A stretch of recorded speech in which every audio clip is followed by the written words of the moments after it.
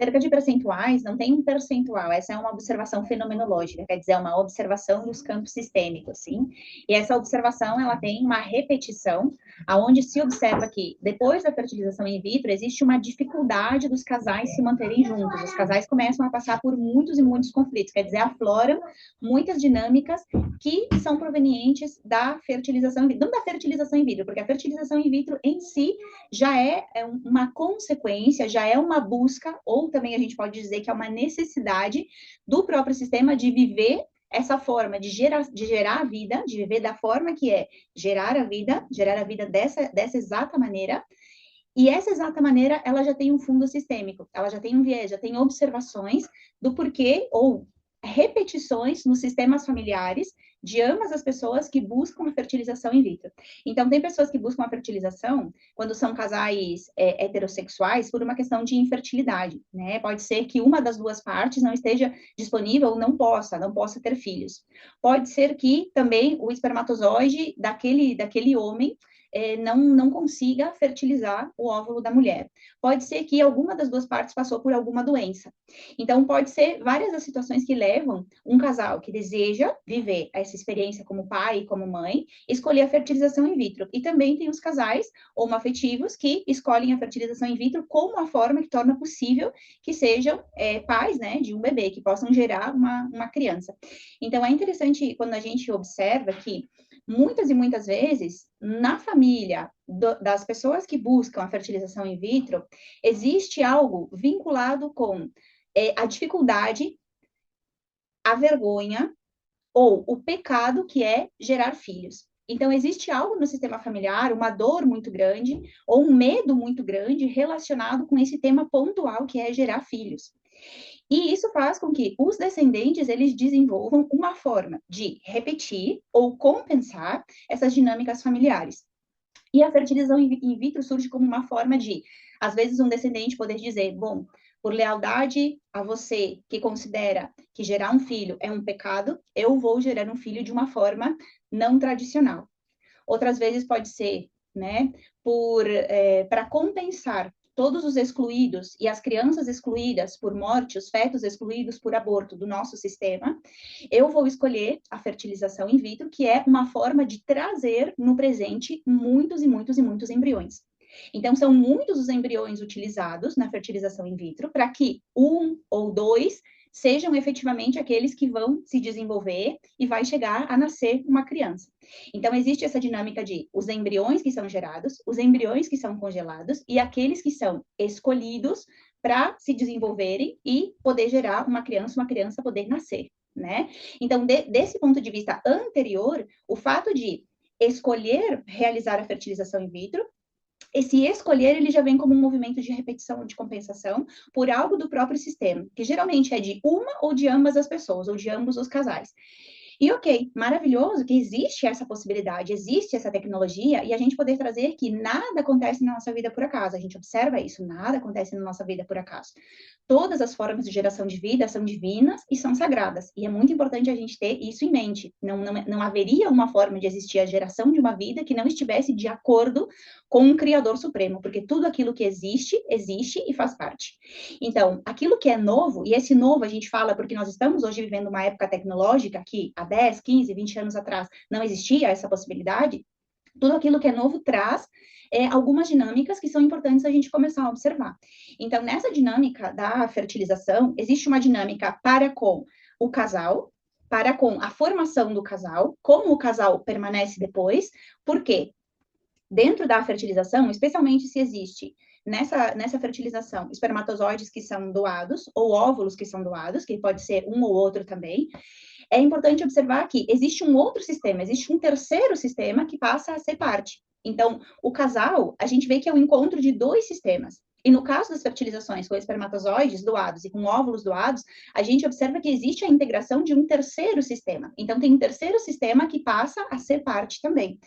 E, geralmente, esse terceiro sistema, ele não é considerado. Esse terceiro sistema, por ficar, de uma certa forma, invisível por ficar de uma certa forma não revelado, acaba não sendo considerado para os pais, né? Porque isso faz parte, vamos dizer assim, de um nível de intimidade muito profundo do casal. A forma que um filho chega ao mundo, isso faz parte da intimidade mais profunda que esse casal vivenciou. E essa intimidade pertence a esse homem, essa mulher ou a esse casal. Essa intimidade, quer dizer, não tem a necessidade disso ser levado adiante para os filhos, mas quando esse casal toma consciência da importância de integrar esse terceiro sistema, né? Porque é todo um sistema que está envolvido, tem toda uma série de informações que fazem parte. E quando esse sistema, ele não é integrado, e quando o doador desse espermatozoide ou a doadora desse óvulo não são integrados, esse casal, ele vive de uma forma inconsciente a relação, a partir do processo de fertilização, como um casal que vivenciou um processo de traição. Entra uma terceira pessoa que passa a fazer parte da vida cotidiana desse casal, ainda que não esteja presente, existe uma presença que faz parte da vida daquele casal, daquela família, e que começa a despertar dinâmicas dentro daquele casal, começa a despertar dinâmicas dentro daquela família. Aqui também a gente observa que, geralmente, uma das pessoas do casal que realiza a fertilização, ou as duas, existem históricos de traição no sistema familiar. Então, uma das pessoas aqui do casal do presente, vai viver uma relação de culpa. Começa a se sentir culpa, começa a sentir a culpa, ainda que não saiba exatamente por quê, uma das pessoas começa a sentir uma culpa inconsciente por ter havido uma terceira pessoa que entrou, que faz parte, e também pelos muitos embriões que foram descartados ou que estão congelados. Porque aqui é importante trazer que cada embrião é uma vida. Cada embrião é uma vida. E os pais daquela criança nascida também são os pais de todos aqueles embriões. Então, geralmente, uma pessoa no casal, ela vai viver uma situação de culpa muito grande, que pode ser somatizada de várias formas, pode ser somatizada no corpo, pode ser somatizada na questão profissional, pode ser somatizada na área financeira, pode ser somatizada na maternidade, pode ser somatizada de diversas formas, né? E uma pessoa vai começar a sentir uma raiva profunda, uma raiva tremenda, vai começar a sentir a sensação de quê? De injustiça, que é como se fosse a pessoa traída. A pessoa que foi traída, ela tem uma tendência a ficar com raiva do parceiro, ainda que não compreenda por quê. Então, o casal, ele começa a passar por essa dinâmica de afastamento, exatamente como um casal que passou por um processo de traição. Então, um começa a carregar com uma culpa, o outro começa a carregar com uma raiva muito grande, e o casal tem uma tendência, se não compreende o que está acontecendo, a começar um processo de separação. E aqui é interessante observar que a importância do casal tomar consciência que isso está acontecendo, tomar consciência que foi necessário exatamente como foi, porque vai falar da história mais profunda dos dois que fazem parte desse casal, das duas pessoas que fazem parte desse casal, e com a consciência de que uma terceira pessoa foi necessária no determinado momento da etapa desse casal. Uma terceira pessoa foi necessária. Existem relações, e aí a gente sai já daquela estrutura fixa, aquelas relações que precisam ser dois, que precisa ser homem e mulher, que precisam ser dois, e a gente vê que existem muitas estruturas de sustentação que são sustentadas por tripés. Consegue imaginar um tripé? Então, muitas vezes, algumas relações de casal, elas precisam ser sustentadas por um tripé. E se falta uma das partes, cai, quer dizer, desanda, não suporta. Então, por uma etapa da vida de muitos casais, aí na parte de fertilizações ou não, mas isso na parte de fertilizações a gente percebe que acontece muitas e muitas vezes, é necessário uma terceira pessoa. E essa terceira pessoa é importante que ela possa ser vista, reconhecida, integrada e que possa fazer o seu processo de despedida reconhecendo a importância e a necessidade que ela teve, que o casal teve, que essa pessoa fizesse parte. Ainda mais se a gente fala de um pai biológico, de uma mãe biológica. Quem doou um espermatozoide, os espermatozoides, quem doou os óvulos. Então, tem um papel fundamental para o desenvolvimento saudável dessa família, poder realizar esse processamento interno, que é integrar essa terceira pessoa, integrar esse terceiro sistema dentro do coração, eu diria que do coração, né? A gente fala da vida, do dia a dia, mas a partir do momento que existe uma integração a um nível profundo, a um nível de coração, essa integração começa a ser refletida no dia a dia. Essa integração começa a ser refletida no dia a dia. E também tem um aspecto importante a respeito dos embriões, Quando um sistema, e quando existe uma dinâmica onde muitos embriões são gerados, também existe aí a necessidade de olhar para um sistema que talvez tenha passado por muitos e muitos abortos, por muitos e muitos excluídos, que estão representados no presente nesses embriões. Então, só de novo reforçando, os pais que têm os seus filhos por fertilização in vitro, eles são pais de muitos, não são pais de um, não são pais de dois. Eles são pais de muitos, pais, mães de muitos. E quando esses pais abrem o olhar e recebem essa informação, alguma coisa dentro da alma deles já sabe, porque existe um senso de sim, são nossos, sim, são nossos, sim, existe um reconhecimento de que realmente essa paternidade, essa maternidade, ela não diz respeito somente a um, não diz respeito somente a dois, mas a vários que estão ali e que são parte do sistema também. Muitas vezes o que acontece, esses embriões, eles são descartados de uma forma, são manuseados como se fosse algo descartável, simplesmente descartável. Isso vem por parte também do sistema de saúde, né? Então, existem muitos lugares, muitas clínicas onde os embriões, eles são descartados como se fossem realmente lixo que está sendo jogado fora, né?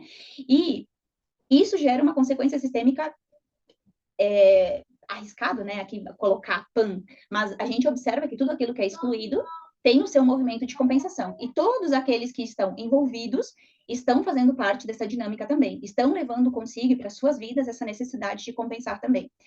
Então, aqui a gente está falando de algumas consequências que podem ficar para os irmãos vivos, né? Porque nós temos uma vinculação muito grande. É como se os irmãos eles compartissem uma mesma alma.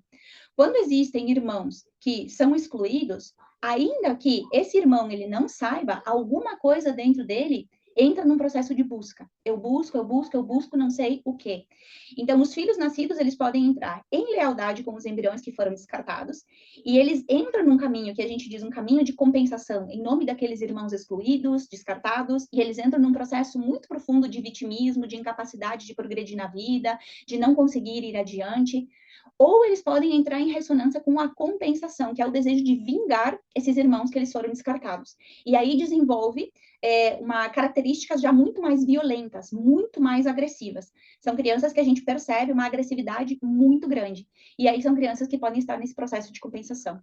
Então, para que esses filhos nascidos, eles estejam liberados, é muito importante que os pais possam integrar os embriões também, dentro da dinâmica familiar, dentro do próprio coração. Isso gera, só o fato de eu estar falando isso já me gera um alívio enorme, porque é um processo muito, muito, muito profundo, porque o campo das crianças é um campo de muita vida, é um campo de muita alegria.